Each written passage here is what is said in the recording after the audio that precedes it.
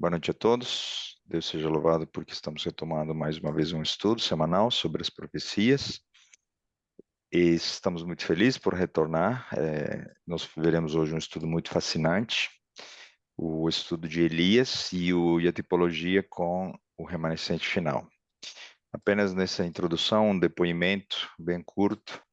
Esse, como eu disse no nosso grupo, esse é o primeiro estudo que eu tive contato quando me deparei com as conexões, os paralelismos, as tipologias, e daí em diante eu me encantei com o fato de não saber nada de Bíblia e quando descobri que muitas verdades estão escondidas nas histórias do passado. E hoje, por querer recapitular, por querer dar uma olhada no material e por querer buscar uma referência que estava na minha cabeça, uma dúvida, eu descobri algumas outras conexões que não tinha compilado, não tinha percebido, e Deus é maravilhoso. Nunca nós poderemos dizer, eu já sei tudo, eu já conheço esse estudo, já conheço esse material. Quando nós vamos para a palavra de Deus, a gente se maravilha o tempo inteiro. Isso é incrível. Que Deus conserve em nós esse desejo pelo aprendizado e por compartilhar. Tá bom? Depois desse curto testemunho, vamos pedir a presença do Espírito Santo. O irmão Marcelo vai orar por nós, pelo nosso estudo, por favor. Oremos. Pai querido que estás no céu, santificado seja seu santo nome. Agradeço, Pai, pelo dia que o Senhor nos deu, pela sua proteção, pelo seu amor, pelo seu carinho, pelo seu cuidado conosco. Pedimos agora a presença do seu Santo Espírito conosco. Nos dê o entendimento que o Senhor deseja que tenhamos, Senhor, para que nós possamos aplicar em nossa vida esses ensinamentos conforme a tua vontade, ou por nossas palavras, ou por nossas atitudes. Peço também que o Santo Espírito esteja com o Joja, que vai fazer a apresentação, que ele fale de ti, Senhor. Dê a sabedoria a ele, para que ele fale conforme a sua vontade. Tudo Amém. isso eu lhe peço e agradeço sem merecimento, mas em nome de Jesus. Amém. Amém. Muito obrigado, irmão. Muito bem. Nós tentamos colocar a maneira de provocação, entre aspas, né, boa sempre, uma pergunta levantada sobre a conexão dessa história com a questão do aquecimento global, com a questão climática, a mudança climática. Apenas um dos aspectos que nós vamos estudar, nós não vamos dar ênfase necessariamente a esse, mas creio que nós podemos conversar mais no momento de dúvidas e respostas, comentários sobre a atualidade, tá bom? Mas não vamos deixar de passar a essência na gravação para aqueles que vão nos ouvir depois, tá bom? Por isso que a gente tem a oportunidade, a gente formou um pequeno grupo online, né? Onde quem pode ficar mais um pouquinho, a gente pode conversar mais, tirar dúvidas, e quem sabe a gente poderia, em outra ocasião, com mais tempo também, abrir um debate a respeito dessa questão relacionada com a questão bíblica, né? Não apenas ficar especulando, tá bom?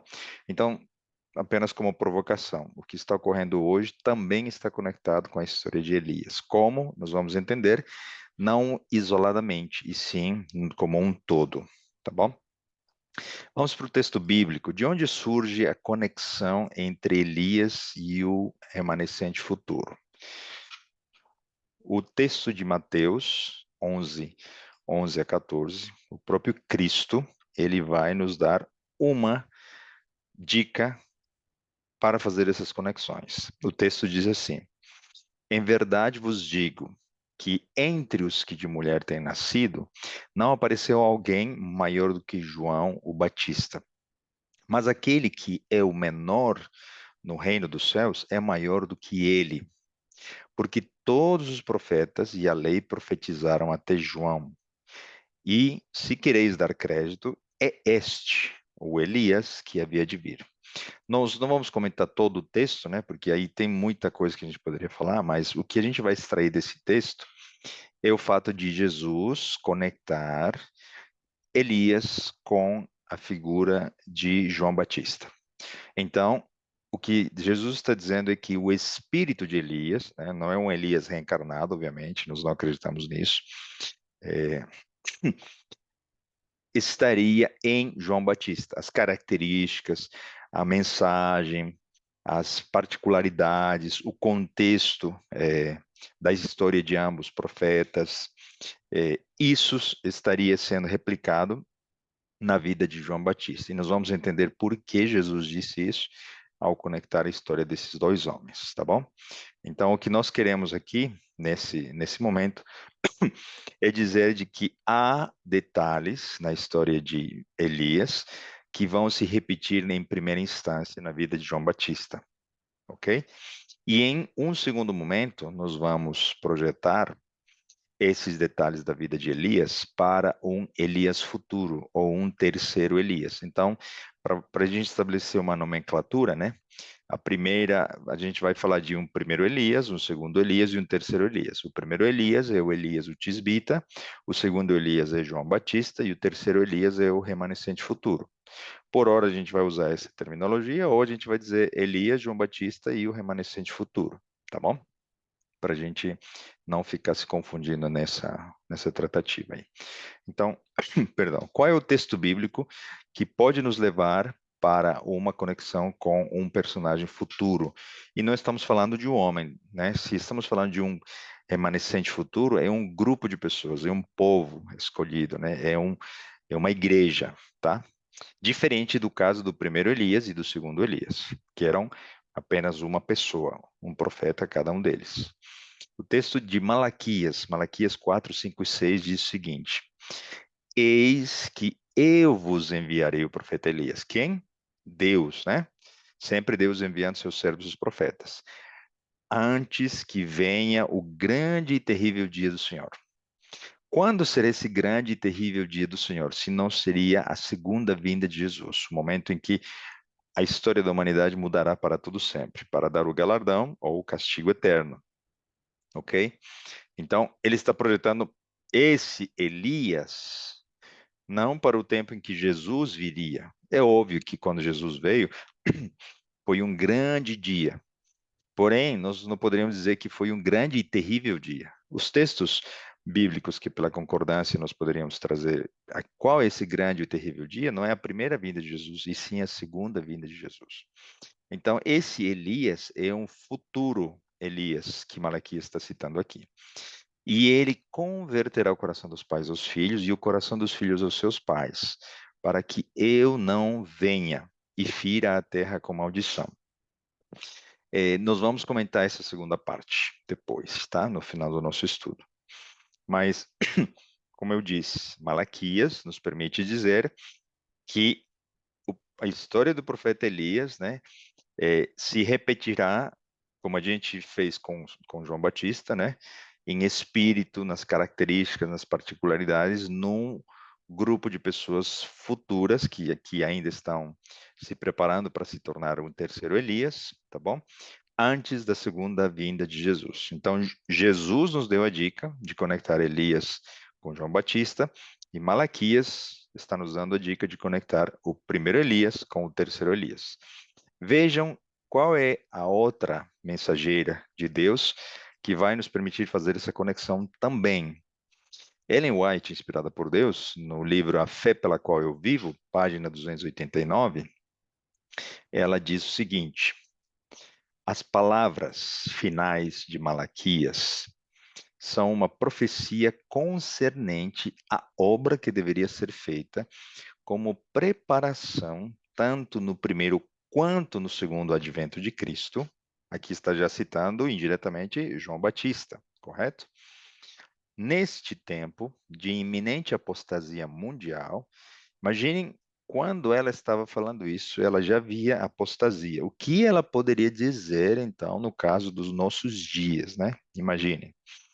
Deus convoca seus mensageiros para proclamar sua lei no espírito e poder de Elias. Então, está fazendo uma projeção futura. Como João Batista, ou seja, ela está confirmando o caminho que estamos seguindo através desses três personagens. Ao preparar um povo para o primeiro advento de Jesus, chamava a atenção deles para os mandamentos. Assim devemos dar, não com sonido incerto, a mensagem: temei a Deus e dai-lhe glória, porque vinda é a hora de seu juízo. Apocalipse 14, 7. Com fervor Com o fervor que caracterizou Elias, o profeta, e João Batista, devemos nos empenhar em preparar o caminho para o segundo advento de Jesus na figura do terceiro Elias. Ok?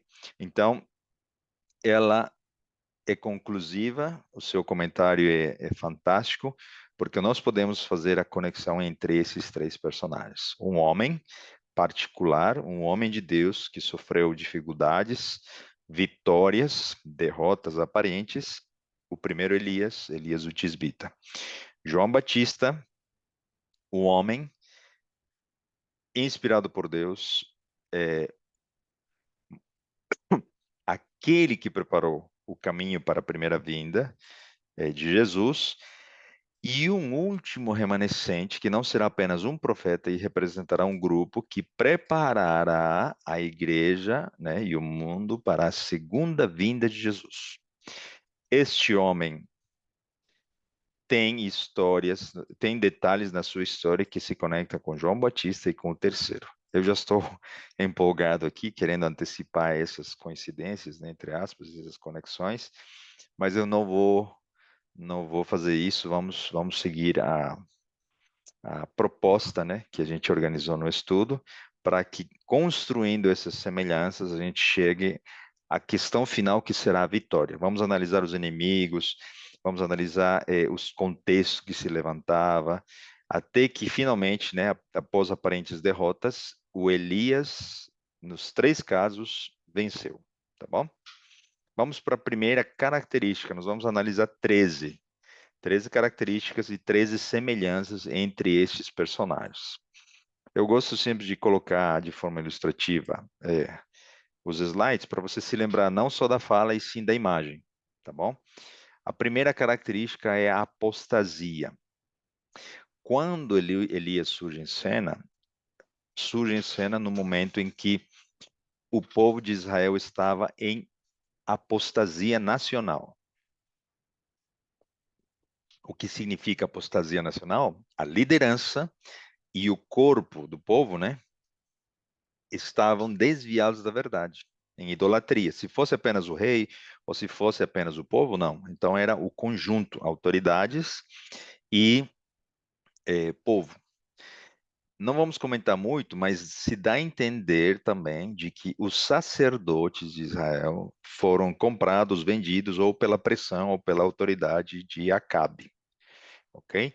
E isso também pode ter aplicação futura quando políticos e religiosos, né, levarão as massas, povos, multidões, nações e línguas, né, ao engano apocalíptico que nós já estudamos na nossa série, tá bom?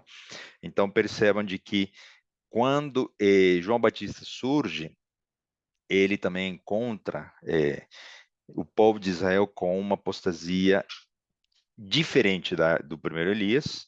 O primeiro Elias, resultado do casamento de Acabe com Jezabel. Jezabel era uma sacerdotisa de Baal, levou à idolatria, o culto a Baal e outros deuses, né, da fertilidade, da chuva, etc.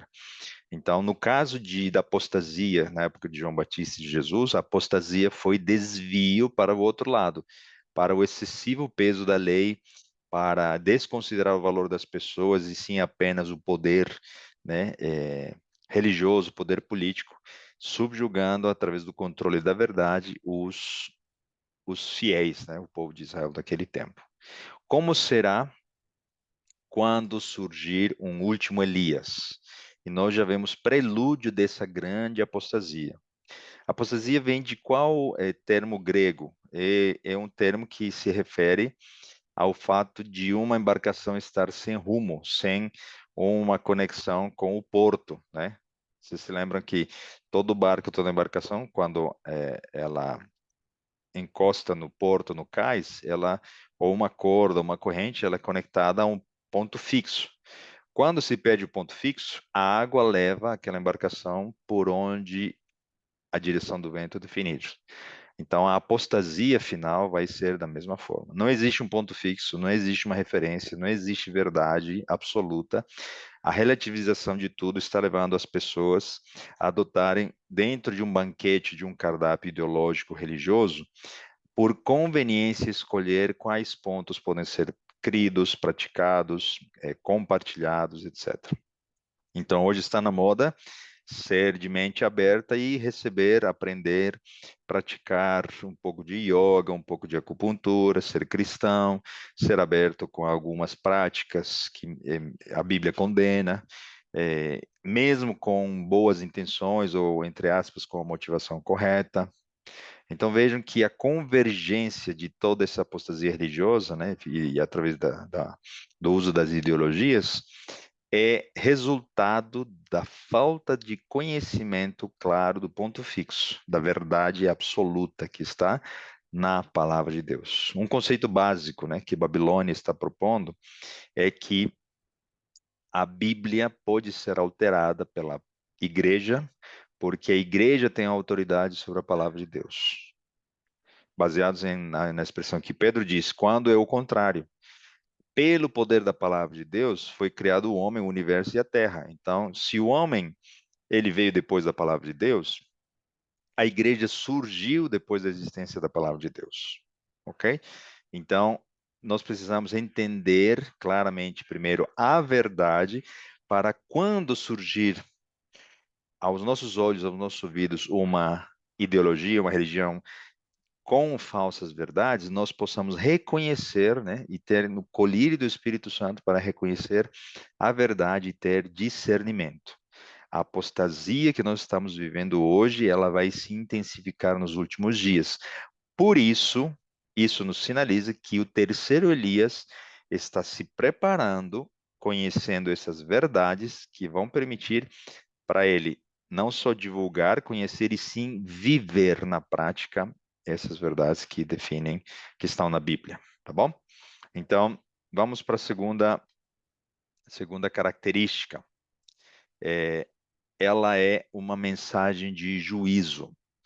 Quando Elias surge e ele é chamado, o primeiro Elias aqui à esquerda, ele vai, visita o Palácio Real e, de fato, aponta o dedo na ferida, na jugular de Acabe e disse: Você está pecando, você está levando Israel à idolatria, você se casou com uma mulher adúltera, com uma profetisa, e Deus vai condenar você pelo que você está fazendo. Traduzindo ao nosso linguagem de hoje, tá bom? O texto bíblico, obviamente, não diz exatamente com essas palavras. Quando João Batista surge, né? É óbvio, estamos falando apenas de um episódio dentre tudo que João Batista pregou. Ele foi e, tocando o coração de Herodes, Herodes considerava muito a João Batista, porque enviado por Deus, ele desmascarou toda a mentira e todo o engano que Herodes vivia. Ele disse: Você está junto com a esposa do seu irmão. Ela não te pertence, você está em pecado. Tanto essa mulher, é, Herodias, né, quanto Herodes não gostaram dessas afirmações. A ilustração também é clara, ele apontou o dedo, deu ao pecado o nome, com um propósito sempre de redenção, né? Deus sempre envia os seus profetas, mesmo com mensagens duras, com o objetivo de salvar e redimir, ok? Então, como será no futuro? É interessante que nós teremos não só essa questão de juízo, né, mas teremos a repetição dos personagens. Mas vamos falar primeiro das mensagens de juízo. Vocês já ouviram falar, no estudo que nós fizemos sobre o Apocalipse, né, que existem três mensagens angélicas que são e definem juízos, né, preparativos para um juízo final que virá com uma mensagem de um quarto anjo. E nós falamos isso na história de Davi e Golias. Assistam o vídeo também para complementar essas conexões. Adorai a Deus, dai-lhe glória, abandonai Babilônia, não recebam a marca, nenhum sinal, né, na sua testa. De forma muito resumida, as advertências claras de Deus para abandonar Babilônia e deixar a verdade, para não receber os flagelos da ira de Deus, ok? Então, não é coincidência essas características e semelhanças entre essas três histórias, tá bom? De novo, o terceiro Elias não está falando de um Acabe, um Herodes em pecado ou em apostasia, está falando de um mundo inteiro em apostasia. Por isso, o terceiro Elias é um grupo de pessoas que representam o remanescente dos últimos dias, tá bom? É, outra semelhança. Quando Elias surge, surge um cenário completo. Os protagonistas, os participantes da história surgem na sequência, um decorrente do outro. Elias representa um remanescente, Jezabel representa a igreja, né, falsa, a igreja prostituta. Vejam que já estou fazendo as conexões com o futuro. Acabe é o líder político, é o governante da nação de Israel. E existem outros acompanhantes que no Monte Carmelo, obviamente, são descritos como falsos profetas, ok? Tanto de Baal quanto de Azira. Então, esses três, Jezabel, Acabe e os falsos profetas, são os inimigos de Elias, como é no caso de João Batista. Pelo fato de João Batista falar a verdade, ele teve três inimigos: o próprio rei Herodes, a mulher, né, com a qual ele adulterava, e o texto bíblico, acabei não colocando por uma questão de tempo, num dos evangelhos diz de que Herodes, né, naquele momento do banquete onde ele pediu a cabeça de João Batista, estavam com ele juntos à mesa várias pessoas. Então, esses vários, né, da comitiva de Herodes representam também os falsos profetas de Baal. Então, não existe nenhum texto da Bíblia, né? Os que estavam sentados à mesa, que representa várias pessoas, é o terceiro inimigo de João Batista, porque também faziam parte de um grupo de pecadores, né? Que estavam usufruindo, né? Dos impostos, dos alimentos que poderiam chegar até o povo de Israel. Como será no caso do Elias futuro? O livro de Apocalipse já define para nós o cenário e os protagonistas. Existe uma igreja, né, que é representado pelo poder de Apocalipse 13, que surge do mar. Apocalipse 17 dá mais detalhes, né, uma mulher prostituta sentada sobre uma besta, dá mais detalhes dessa besta de Apocalipse 13. Existe um segundo poder que surge da terra que tem chifre de cordeiro e fala como dragão, ok? Representando o poder político. Então, aqui temos poder religioso, poder político. E vocês com certeza ouviram falar no livro de Apocalipse, né? A figura do falso profeta também, não é? São três inimigos que é uma tríade, né? Uma contrafação do que é verdadeiro, como ferramentas de Satanás para enganar o mundo e atacar o povo de Deus, ok? Pessoas que se dizem seguidores de Cristo, se vestem como cordeiro, mas tem na sua essência, né, o espírito de um lobo, ok? Esse é o falso profeta. Vamos para o texto seguinte, já entrando nessa questão que eu levantei como curiosidade, né? A questão do clima.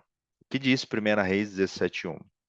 Vive o Senhor, Deus de Israel, perante cuja face estou, que nestes anos nem orvalho nem chuva haverá, senão segundo a minha palavra. Ok?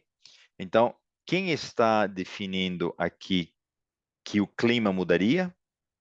É óbvio, quem tem no controle da história, quem pode declarar essas profecias? É Deus, tá bom? Então, há uma questão vinculada na história de Elias com o clima. Durante 3 anos e meio não choveu em Israel, e quando terminou a apostasia pela vitória no Monte Carmelo, né, Deus enviou as bênçãos da chuva para que o alimento e o sustento do povo de Israel fossem garantidos. Tá?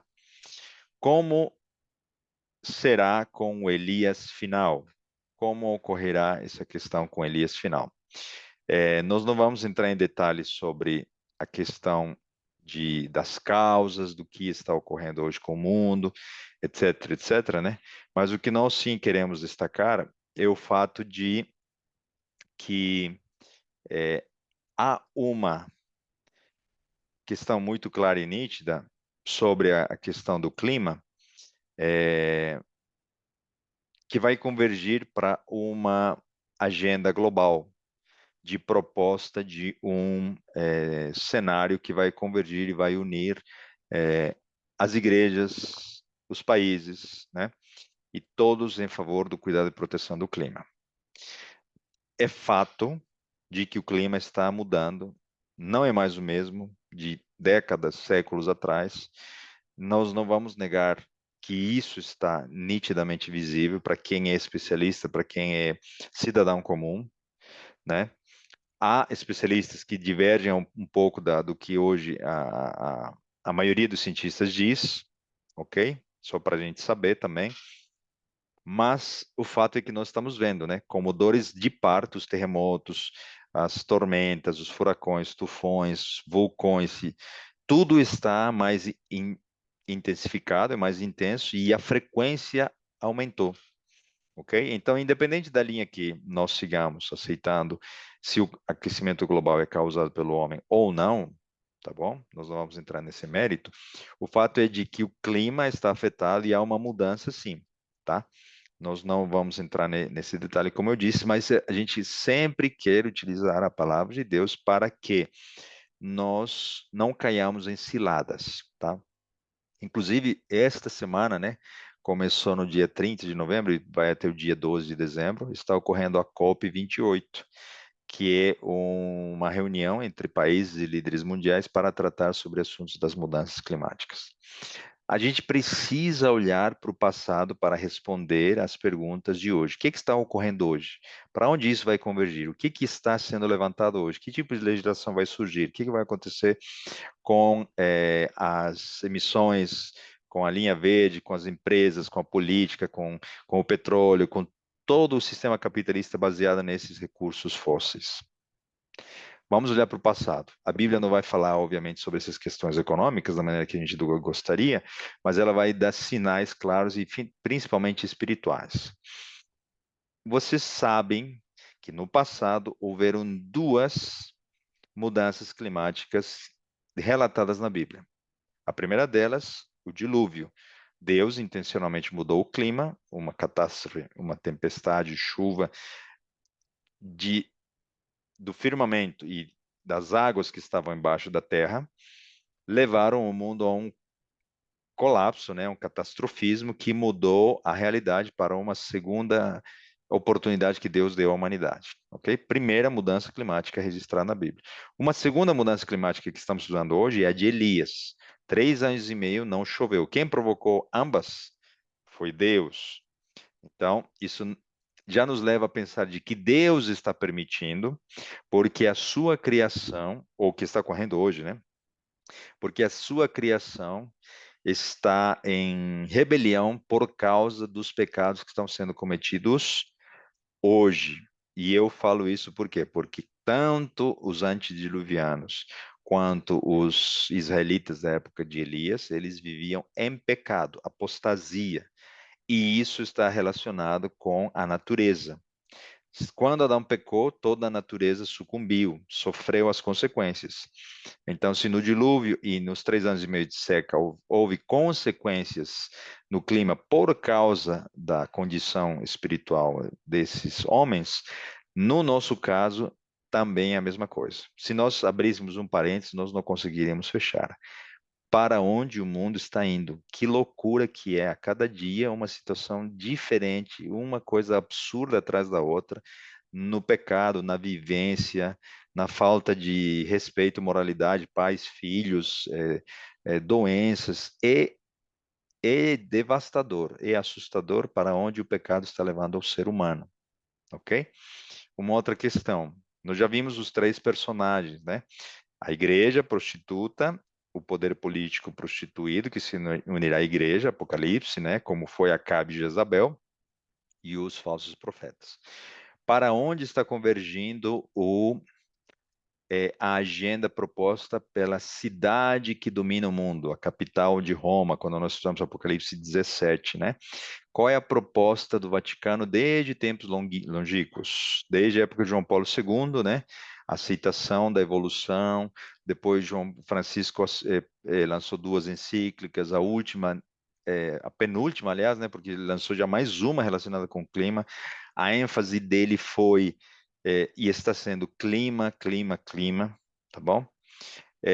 Estão levando e preparando o mundo, as empresas, a parte corporativa, a política, para uma vertente verde, ok? Proteger o meio ambiente, família e economia. Eu tenho testemunho, já contei isso aqui um par de vezes nos nossos estudos.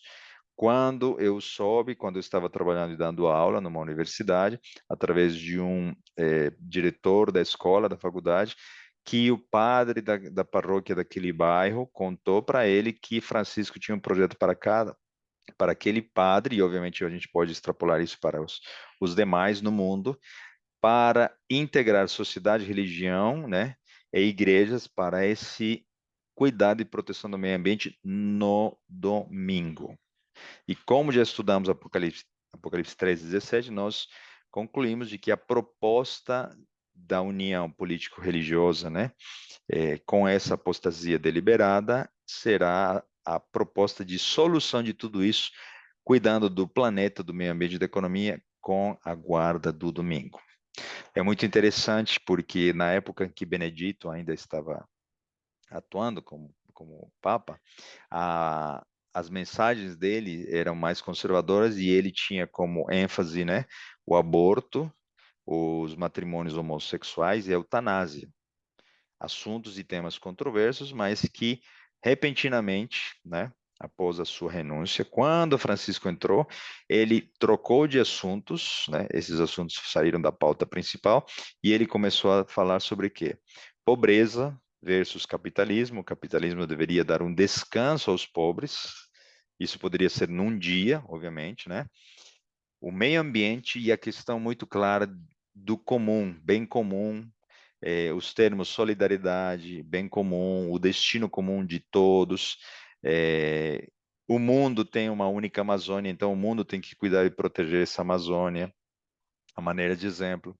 Então, o comunismo, né, estendendo uma vertente ao ponto de dizer ela não pertence ao Brasil, ela poderia ser melhor cuidada e protegida por uma entidade global, a maneira de exemplo, né? Apenas o que estou citando aqui.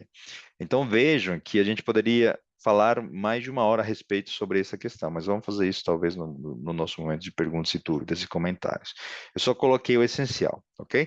Pecado, apostasia como causa e consequência nos efeitos da natureza, e isso sim vai ser provocado, né? Vai levar a uma resposta social quando todos dizerem Deus está nos castigando, precisamos voltar para Ele, precisamos guardar nossas famílias e a nossa religião e a nossa moral.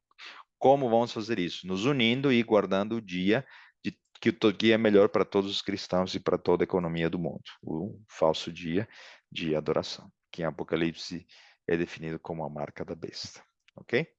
Então, fechada essa característica, né, entre Elias e essa questão do clima, vamos para a próxima, que tem a ver com um conflito, ok? Apocalipse 16, 13 e 14 diz: E da boca do dragão, e da boca da besta, e da boca do falso profeta, vi sair 3 espíritos imundos, semelhantes a rãs, porque são espíritos de demônios que fazem prodígios, os quais vão ao encontro dos reis da terra e de todo mundo, para os congregar para a batalha. Naquele grande dia do Deus Todo-Poderoso. Então, haverá uma congregação, um culto, uma batalha. Quando nós estudamos Caim e Abel, nós vimos que o Armagedon é a réplica espiritual da verdadeira ou falsa adoração.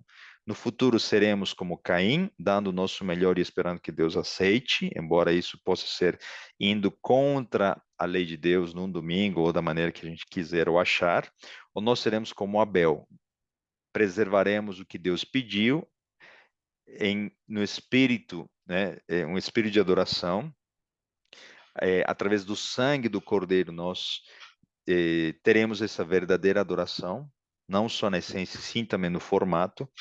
Então, essa congregação será dividida pela verdadeira e falsa adoração. Como a gente acabou de falar, ou você escolherá entre o domingo, o que o sistema aprovar e propor para a sociedade, ou o sábado, o selo de Deus, do Deus vivo.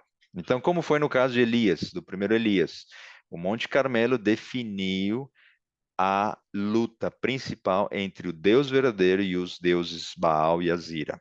Deus demonstrou, obviamente, que ele era o Deus verdadeiro, ok? Como está hoje o mundo? A adoração parece que faz parte apenas quando se pensa em Deus, no momento em que a gente está na igreja. Fora da igreja, a gente não entende que o nosso estilo de vida, a nossa vida por inteiro é uma adoração, seja a Deus ou os nossos desejos e prazeres, né? Ou ao próprio inimigo que está nos enganando. Para onde se encaminha o mundo, né? Apenas o eu, os prazeres e o que importa é o momento e não se pensa nem sequer em Deus e muito menos nas consequências das nossas atitudes. Para onde está convergindo o mundo? Para um engano que levará pela porta larga a milhares a uma falsa adoração. E os congregaram no lugar que em hebreu se chama Armagedon. A palavra Armagedon, né, usando essa ilustração, ela vem de duas conexões no hebraico.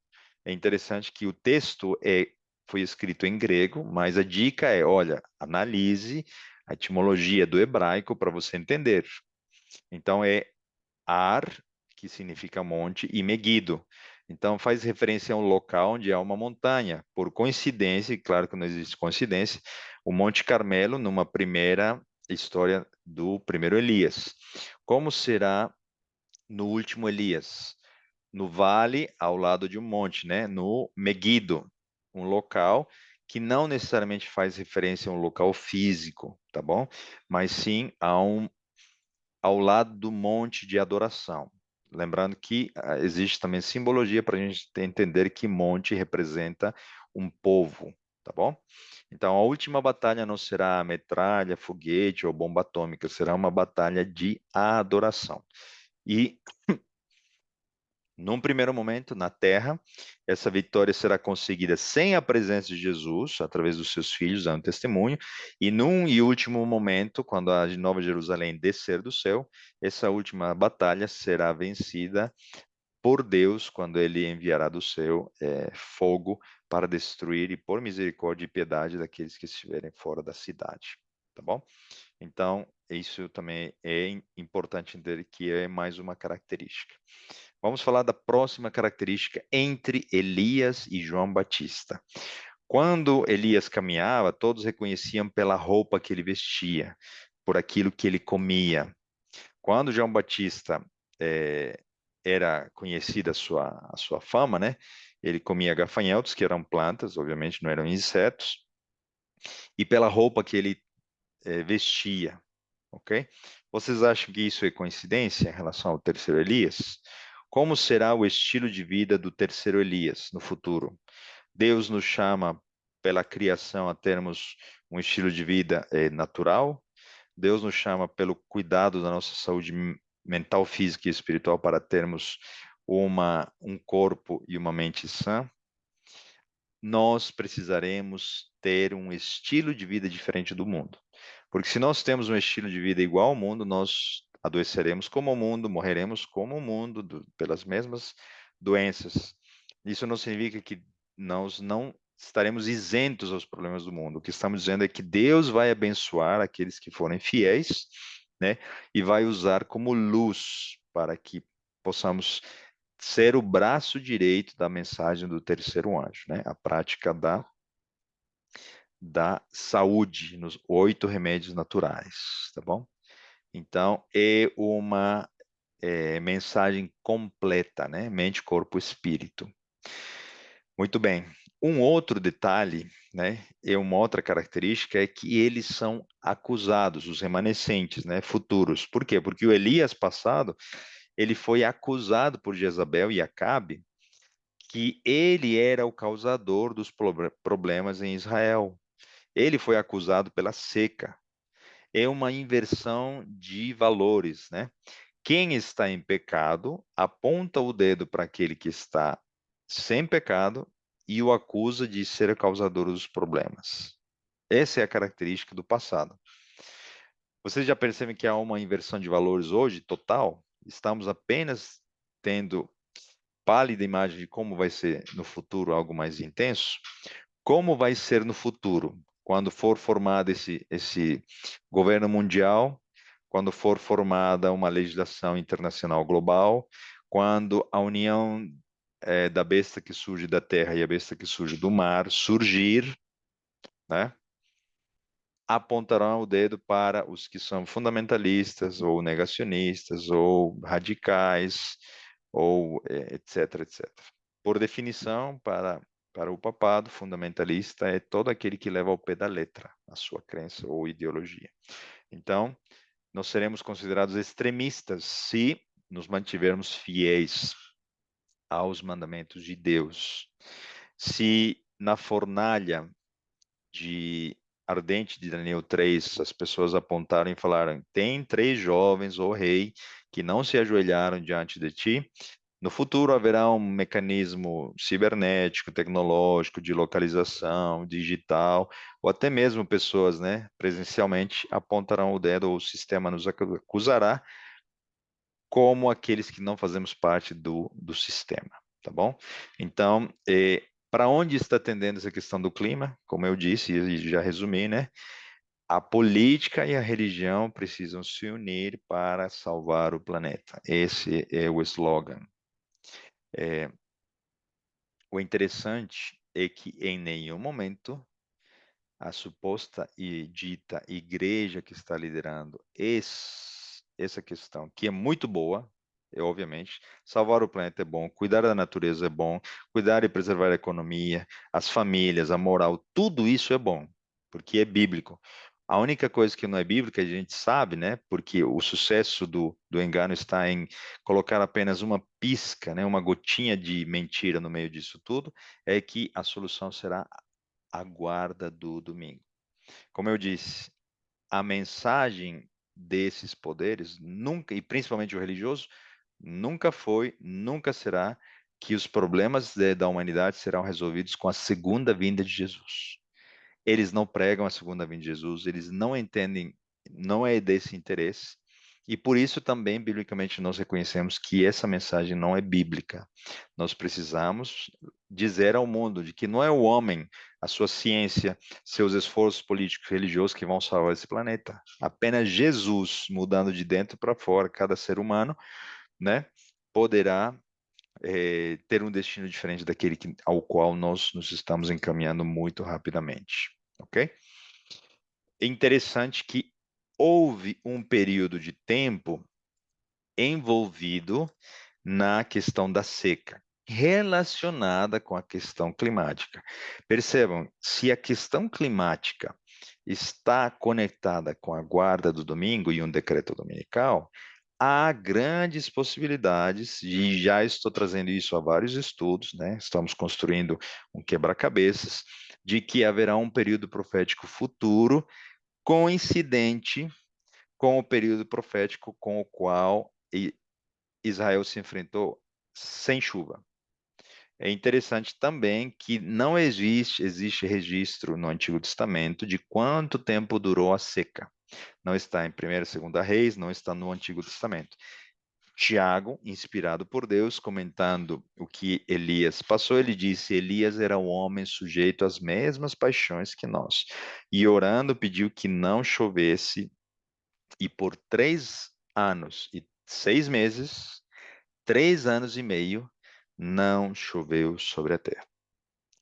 Questão climática envolvida com o remanescente fiel faz uma oração e Deus coloca a mão num período de tempo literal. Não houve 3 anos e meio simbólicos naquela história no passado, obviamente, né? Não foram, não foram cada dia um ano. E no futuro, já ouvi falar dos 3 anos e meio de Apocalipse 13, perdão, né? E com isso nós não estamos dizendo de que esses 3 anos e meio são 1.290 anos de 538 a 1798, cumpridos perfeitamente e biblicamente, né, analisando a historicidade daquela profecia, isso é fato, isso é correto, mas o que estamos dizendo é que há uma grande possibilidade de que haja um período profético vinculado ao tempo com a questão de um decreto dominical. Por quê? Porque Daniel nos afirma isso indiretamente, Apocalipse, Daniel 12, né, estou citando, e agora Elias, na história dele. Se todas as outras características se cumprem com o Elias futuro, por que não esta também se cumpriria? Tá bom? Ainda precisamos nos aprofundar muito na palavra de Deus para entender e estudar e ver se é essa conexão mesmo que nós precisaremos fazer, tá bom? Então, no futuro, haverá, como eu disse, uma questão envolvida com a solução para o problema da mudança climática relacionada com a falsa adoração. E eu já tinha comentado isso, me adiantei ao meu slide, né?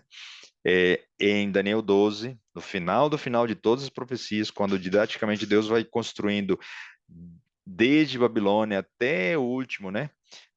Elias, até Daniel 11, todos aqueles reinos, períodos proféticos, existem 3 períodos proféticos em Daniel 12. 1260 dias, que são 3 anos e meio, coincidentemente com os 3 anos e meio de Tiago, relacionados com o primeiro Elias, 1290 dias e 1335.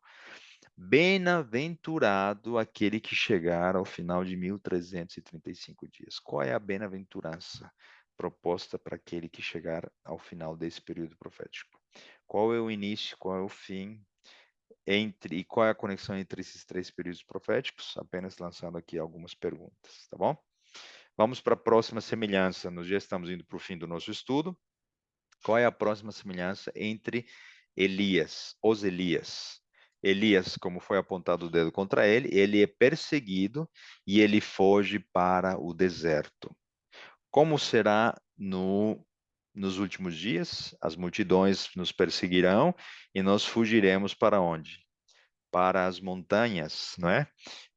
As autoridades político-religiosas, manipuladas pelas religiosas, definirão decretos de busca, apreensão e, inclusive, haverá um decreto de morte já no auge desse grande conflito, tratando de perseguir e prender os radicais, né, que são contra o sistema. Uma outra característica entre Elias e João Batista nesse caso, Elias temeu pela sua vida, inclusive ele pediu para morrer, né? João Batista, depois de vários dias, não sabemos de meses encarcerado, ele mandou perguntar aos seus discípulos se Jesus era realmente o Messias. Ao ponto chegou o seu sofrimento, né? Mas ele não desistiu, ele perseverou até o fim. Jesus foi misericordioso com ele e ele enviou respostas, né? Digam para ele que o que vocês estão vendo. E então eles voltaram e depois dessa confirmação ocorreu o decapitamento perdão, cortaram a cabeça de João Batista, tá? Como será no futuro? Como foi no passado? Como foi no passado? 1 Reis 19:9 diz: E ali entrou numa caverna e passou ali a noite. Elias, né? O primeiro. E eis que a palavra do Senhor veio a ele. Ele disse: Que fazes aqui, Elias? Esse texto me toca muito, porque onde estava Deus? Se ele perguntou: O que fazes aqui? Ele estava junto, no mesmo lugar. Deus se fez presente no momento mais difícil da vida de Elias, mesmo que ele tenha pedido para morrer, eu estava com sentimento, com depressão, com vontade de morrer. Deus esteve ao lado dele no momento mais difícil. Como será na hora mais escura da história, um tempo de angústia qual nunca houve? Deus estará conosco, ok? Nós não podemos imaginar, nós não podemos entender os detalhes, mas Ele estará conosco. Esse texto é muito bonito. Profetas e Reis diz o seguinte, na página 162. Pudéssemos, em tais ocasiões, discernir com intuição espiritual o significado das providências de Deus, veríamos anjos procurando salvar-nos de nós mesmos. esforçando-se por firmar nossos pés num fundamento mais firme que os montes eternos. E nova fé, nova vida jorraria para dentro do céu. Nós podemos confiar no cuidado e proteção de Deus através do ministério dos anjos também. Profetas e Reis 166. Abandonou Deus a Elias em sua hora de provas? Ou não? Ele não amava menos seu servo quando este se sentiu abandonado de Deus e dos homens, do que quando, em resposta à sua oração, flamejou fogo do céu e iluminou o topo do monte. Depois de uma grande vitória, Elias enfrentou uma grande e aparente derrota. Por que que eu falo aparente? Porque foi parcial e ele se recuperou pelos cuidados de Deus e pela firmeza que ele decidiu adotar ao lado de Deus. Ele venceria, né, esse período. Como será no tempo de angústia de Jacó? E nós já estudamos isso, né, quando estudamos Jacó. Em que consistirá o tempo? Em duvidarmos se Deus perdoou os nossos pecados. O inimigo vai chegar com intensidade para colocar em nós lembranças, momentos das nossas falhas, das nossas quedas, mas nós precisamos hoje construir pela fé e relacionamento com Deus uma fé que se apoia apenas nos méritos de Cristo, não nos nossos. Nós não podemos ser presunçosos, nós não podemos achar que ele já perdoou tudo ou está passando a mão e nós não precisamos fazer mudança nenhuma. Nunca foi, não será isso, mas naquele tempo dependeremos apenas da misericórdia de Deus. Vamos adiante. Qual é a outra característica de Elias? O fim trágico dos seus inimigos, como foi no caso de Jezabel. Quando os que estavam no palácio perceberam que ela era a culpada, né, a apostasia, o engano, o rei Acabe, etc., eles lançaram a mulher adúltera, né, a profetisa de Baal e Azira, pela janela e o seu corpo se despedaçou e os animais, né, que estavam ali devoraram o seu corpo. Como será no caso da descrição de Apocalipse 17? Caiu Babilônia. E em Apocalipse 17 você vê o fim trágico dessa mulher. Depois de dos 10 reis entregarem o poder por meia hora para esse poder, eles devorarão, né? Ele está falando simbolicamente, mas eles se tornarão inimigos desse poder religioso ao perceberem que eles foram usados e enganados, e ali será tarde demais, porque o tempo de graça terá terminado, né? Se é um jogo de poder, terminado o engano, eles demonstrarão com a mesma as características que eles foram construindo, né? Desejo apenas pelo dinheiro, pelo poder e pela fama, um caráter que terá semelhanças de alguém que é vingativo apenas, tá bom? Como foi o fim dos falsos profetas? Eles dançaram, se queimaram, se flagelaram e depois, por ordem de Elias, aos soldados de Israel, eles foram mortos, foram decapitados. Como será o fim do falso profeta, né? De todos aqueles que, em nome de Jesus, usando a palavra de Deus, estão enganando milhares de pessoas crentes, ingênuas, será o mesmo fim, ok? Eu queria trazer aqui agora bem rapidamente, embora esteja um pouco mais cheio de texto esse slide, nós já vimos que o domingo e o sábado estarão em cena. O sábado tem a ver com a lei de Deus, e a lei de Deus foi dada a Moisés. Vamos fazer uma conexão bem rápida entre Moisés e Elias, e principalmente entre Elias e Apocalipse 11, tá bom? Vejam que aqui nós vemos o texto do Antigo Testamento, né? Primeira Reis, etc., Êxodo, Deuteronômio, etc., com uma descrição que aparece no Apocalipse. Eu copiei os símbolos aqui, e aqui temos os textos que estão relacionados com cada texto do Antigo Testamento em relação às mesmas palavras ou frases ou palavras-chave. Saiu, né, fogo da boca das testemunhas para devorar os inimigos. As duas testemunhas representam o Antigo e o Novo Testamento, ok? Saiu fogo para devorar os inimigos no Monte Carmelo? Sim. eles têm autoridade para fechar o céu, para que não chova. Quem? O Antigo e o Novo Testamento, em Apocalipse 11:6. O céu foi fechado para não chover? Sim. Como foi no caso de Moisés e no texto apocalíptico, tem autoridade também sobre as águas para convertê-las em sangue, bem como para ferir a terra com toda sorte de flagelos. A Bíblia tem esse poder e Deus fará isso por ocasião das 7 pragas finais. Isso está copiado de Apocalipse 11:6. Moisés não teve poder sobre as águas do mar, sobre o Nilo que se converteu em sangue, etc. Mesma coisa, paralelismo perfeito. Elias e Moisés são dois profetas, assim como o Antigo e o Novo Testamento são ditos como dois profetas, porque profetizam, né? Apocalipse 11:10. É, eles foram arrebatadas para o céu, essas duas testemunhas, certo? Quando elas, entre aspas, morreram, e elas ressuscitaram no dia em que a França voltou a autorizar o uso da palavra de Deus, assim, Moisés, depois de ter sido ressuscitado por Jesus, foi arrebatado para o céu. Elias também foi arrebatado para o céu, ok? Como foi no caso de Elias? Elias deveria profetizar por 1260 dias ou 3 anos e meio, o que está em Tiago, o texto que nós lemos, e em Lucas. É o mesmo período profético que aparece em Apocalipse 11, capítulo 3. Que interessante, ok? E ainda existem alguns comentários aqui bem curtos e rápidos. No Antigo Testamento se faz menção, perdão, Apocalipse 11 faz menção às duas testemunhas sendo o Antigo e o Novo Testamento.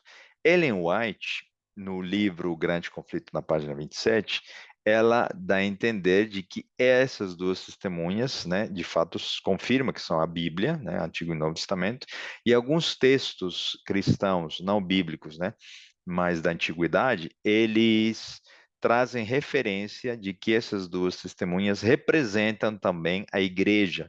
A igreja, a primeira seria a do Antigo Testamento, na versão povo de Israel, e a segunda, a igreja apostólica cristã, após a passagem de Cristo por essa terra.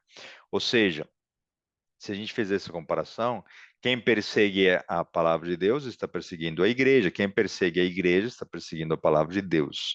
Isso vai ocorrer no futuro? Vai. A verdade vai ser pisoteada pela relatividade? Vai. Quem pisoteia o sábado, centro da lei de Deus, o centro do centro do centro, como nós já vimos aqui, né, falando do santuário, pisoteia a lei de Deus, pisoteia a Bíblia e vai, consequentemente, perseguir a igreja, tá bom? Então, essas conexões são muito interessantes. Malaquias 4, 5 e 6 diz o seguinte, agora vamos para o final do nosso estudo. E eis que vos enviarei o profeta Elias antes que venha o grande e terrível dia do Senhor. Ele converterá o coração dos pais aos filhos e o coração dos filhos aos seus pais, para que não venha e fira a terra com maldição. O que representa esse texto? Aqui estamos falando da mensagem de Elias. O que ele vai trazer? Reconciliação. Será que Elias, essa mensagem se refere a uma questão familiar, a uma conexão entre os filhos que se apostataram e voltarão para os caminhos do Senhor, ou filhos e pais cujo amor se esfriou e não vivem mais um relacionamento bom?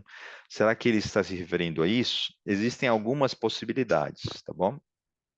Uma delas é entendermos de que haverá uma reconciliação entre os que precisam se preparar para a segunda vinda de Cristo e os que precisarão sair de Babilônia, abandonando a Babilônia e deixando o engano e aceitando a verdade, tá bom?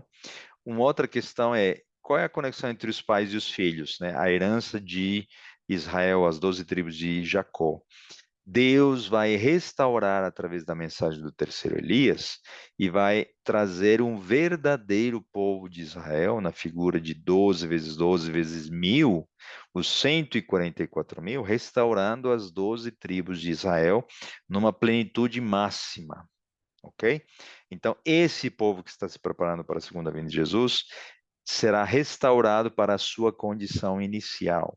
E uma terceira interpretação conectada com essa que eu estou dando aqui, seria que a igreja que hoje laodiceana, né, que se acha rica, etc, etc, ela vai se, pelo colírio, pelo perdão, pela graça de Cristo, será transformada, né, usando a mensagem do santuário, o caminho de retorno para Deus.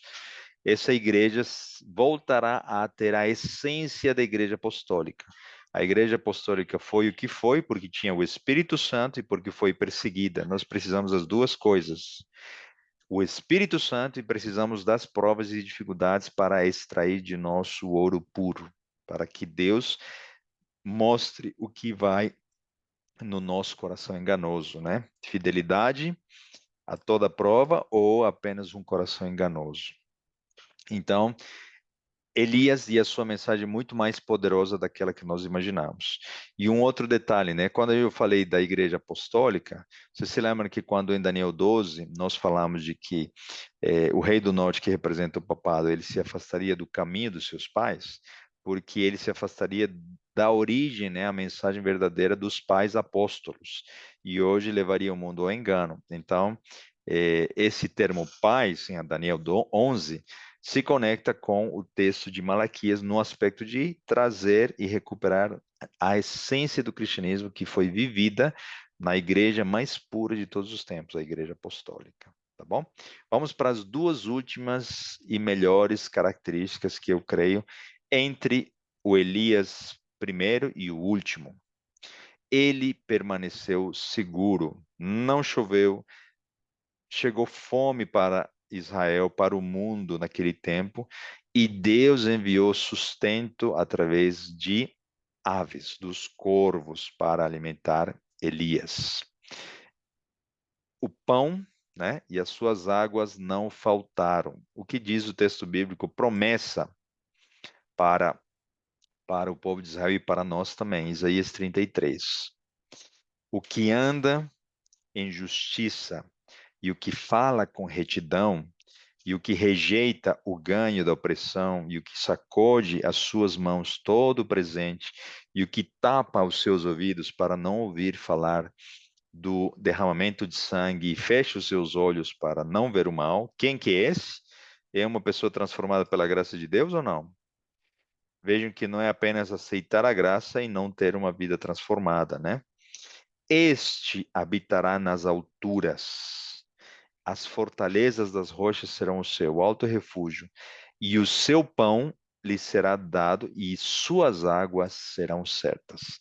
Deus não vai permitir a falta de mantimento físico e muito menos espiritual para os seus filhos no momento da perseguição e da provação. Vejam o que diz Ellen White a respeito. Isso aqui é maravilhoso. Manuscrito 2, 1858, diz: E vi que havia um tempo de angústia diante de nós, em que premente necessidade compelirá o povo de Deus a viver de pão e água. No tempo de angústia, ninguém se afadigará com as mãos. Seus sofrimentos serão mentais.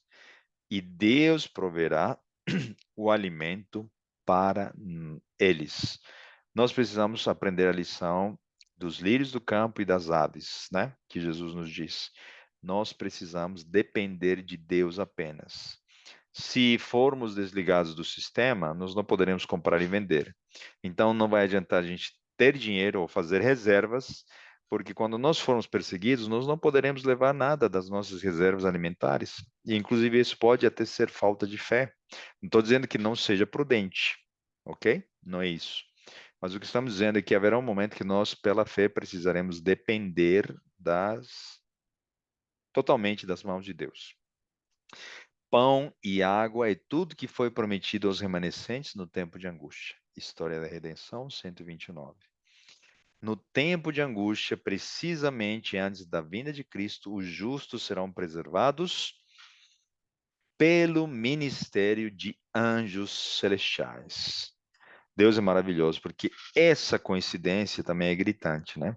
Não serão corvos, mas serão seres alados que virão ao nosso socorro para nos trazer o nosso mantimento. Os anjos serão enviados por Deus. Vamos falar aqui bem rapidamente também, antes de falar a última e final característica entre Elias e o Elias futuro. É a maneira de resumo, tá bom? Existe um primeiro Elias, João Batista, e o Israel remanescente futuro. Qual é o destino do primeiro Elias? Ele é transportado vivo para o céu, como eu estava mostrando no slide aqui, e ele não morre. Qual foi o destino de João Batista? Ele foi decapitado no cárcere. Qual será o destino final do terceiro Elias? Alguns morrerão antes, né, por doença, por fatalidade, e serão remanescentes do povo de Deus. Eles não verão a segunda vinda de Jesus vivos, mas eles farão parte do grupo que se salvará. Então, alguns morrerão e talvez na eventualidade da perseguição. Porém, haverão outros que, como Elias, né, eles não conhecerão a morte enquanto não ocorrer a segunda vinda de Jesus. Como serão as apostasias? Em que consistiu a primeira apostasia nos tempos de Acabe? O primeiro foi no tempo de Acabe, o segundo foi no tempo de Israel com João Batista, tá bom? Como será a terceira? O terceiro Elias é a junção de ambos, do primeiro e do segundo Elias, como já estamos vendo até aqui. A apostasia, haverá uma apostasia alfa e uma apostasia ômega, ok? Quais são as características dessas apostasias? A adoração a Baal e a natureza, o panteísmo, no caso da primeira apostasia. No caso da segunda, foi o quê? Um sistema farisaico de adoração ao eu, né? Para agradar a Deus, para guardar a lei de Deus, se auto-alabar e etc, etc, tá? Como será a apostasia do último Elias? A alfa foi o panteísmo, né, na figura do Dr. Kellogg. Para quem conhece um pouco da história do Adventismo, vai ver que ele se envolveu, mesmo recebendo o conselho de Ellen White, para não escrever livros a respeito do panteísmo. Deus está na natureza, Deus está em tudo. Repetição da apostasia do primeiro Elias. Como será a apostasia também do último Elias? A adoração ao eu, certo? Meu corpo, minhas regras, eu defino como deve ser feita a adoração ao Deus, eu. Então, é uma congruência de um panteísmo, né? Se a gente precisa cuidar do planeta, é o panteísmo que vai justificar esse planeta. Por quê? Porque existe uma mãe terra, uma mãe natureza, ou espiritualismo e espiritismo. As plantas representam seres encarnados que em outro momento foram homens. Vejam, todas as ideologias convergindo para uma apostasia que vai levar ao eu, a falsa a relatividade, né, em seu máximo potencial, a adorar a natureza e a preservação dela e cuidado dela. Como serão superadas as apostasias? A primeira apostasia foi superada pela verdadeira adoração e pela intervenção miraculosa de Deus com fogo. Como foi a segunda apostasia resolvida? Israel foi descartado. Israel foi deixado de lado, depois de 70 semanas ele foi cortado, nós já estudamos isso, não mais como um povo exclusivo, né, contendo a mensagem que deveria ser levada ao mundo, Israel é descartado. Como será resolvida a apostasia dos últimos dias, do terceiro Elias? Ellen White, no caso da apostasia alfa, desculpa, ela deixou várias mensagens e resgatou o povo adventista para que mesmo na presença desse pequeno grupo, né, apenas um homem e alguns seguidores, mesmo com o panteísmo tendo chegado, né, nos momentos do surgimento da Igreja Adventista, a Igreja Adventista não foi descartada. Ela foi, através dos conselhos de Ellen White, surgiu como igreja, denominação, né, e foi preservada até os nossos dias. Porém, como será a apostasia ômega? A igreja na qual nos vemos hoje, laodiceana, do jeito que se encontra hoje, será descartada. E haverá um peneiramento através das provações para que o remanescente final surja desse grupo que hoje apenas é militante para o surgimento de uma igreja invisível, que será a igreja triunfante. Ok? De novo, o último é a congruência do primeiro e do segundo Elias. O povo de Deus após as apostasias, né? Deus continuou trabalhando com Israel depois da apostasia do Monte Carmelo. No segundo caso, Deus chamou um novo movimento, a Igreja dos Apóstolos, a Igreja Apostólica, descartando, cortando, entre aspas, o povo de Israel. Como será no último Elias? Deus continuou trabalhando com a igreja adventista do sétimo dia, remanescente dos últimos dias, segundo Apocalipse 12, 17, 19 e 10, mas Deus não vai usar todos os integrantes da igreja adventista para levar a mensagem, e não todos os adventistas do sétimo dia representam o terceiro Elias, apenas aqueles que triunfarão e serão firmes e fiéis até a morte, tá bom? Feito esse resumo e feita essa comparação, a última e a maravilhosa característica, comparação entre os três Elias, perdão, entre os dois Elias, o primeiro e o terceiro. Elias pediu para morrer, teve sentimentos de depressão, crise.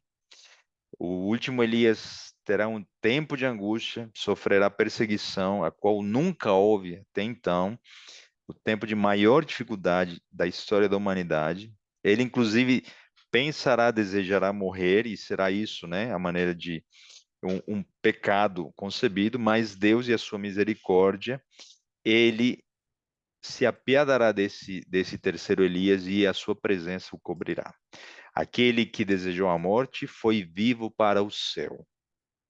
Deus seja louvado, porque onde existe desesperança, angústia, sofrimento, Deus proverá mantimento, esperança e vida eterna, não conhecerão a morte. Por isso que o terceiro Elias, ele é representação dos 144 mil. Maravilhoso entendermos como, antes da vinda de Jesus, nós precisamos entender a mensagem de Elias, as suas características, e entregarmos nossa vida a Deus para nos prepararmos. Que Ellen White e seus escritos nos ajudem a nos prepararmos para o encontro daquele grande dia. E antes disso, levarmos a mensagem do Evangelho a todo mundo. Você gostaria de ser e fazer parte do terceiro Elias? Que Deus nos abençoe. Vamos terminar com uma oração. Querido Pai, nosso bom Deus, mais uma vez muito obrigado pela tua palavra, pela clareza que o Senhor nos mostra como será o futuro. Obrigado pela oportunidade de vivermos na última geração. Tomara, ó Deus, que seja no nosso tempo, porque nós não aguentamos mais como o mundo está, como as nossas famílias correm risco, os nossos filhos em relação a tudo que pode contaminar as suas mentes e abalar a sua fé. Tenha misericórdia de nós, ó Deus, nos clamamos por aqueles que estão em pecado, e teu Santo Espírito possa chamar aqueles para abandonar Babilônia e o engano, que nós sejamos instrumentos, Senhor. Transforma nossa vida, que nossa vida física, mental e espiritual reflitam que nós somos diferentes, e que apenas sorrindo, mostrando o brilho nos nossos olhos, não tendo tempo para nos defendermos diante de juízes, ou não teremos tempo para pregar mais a tua palavra, o nosso estilo de vida, a nossa prudência, sinceridade, tranquilidade, como Estevão demonstrou, possam levar a muitos ao arrependimento e ao conhecimento do verdadeiro Deus e a verdadeira adoração. São bênçãos que nós pedimos e agradecemos, Senhor, no sagrado nome bendito de Jesus. Amém.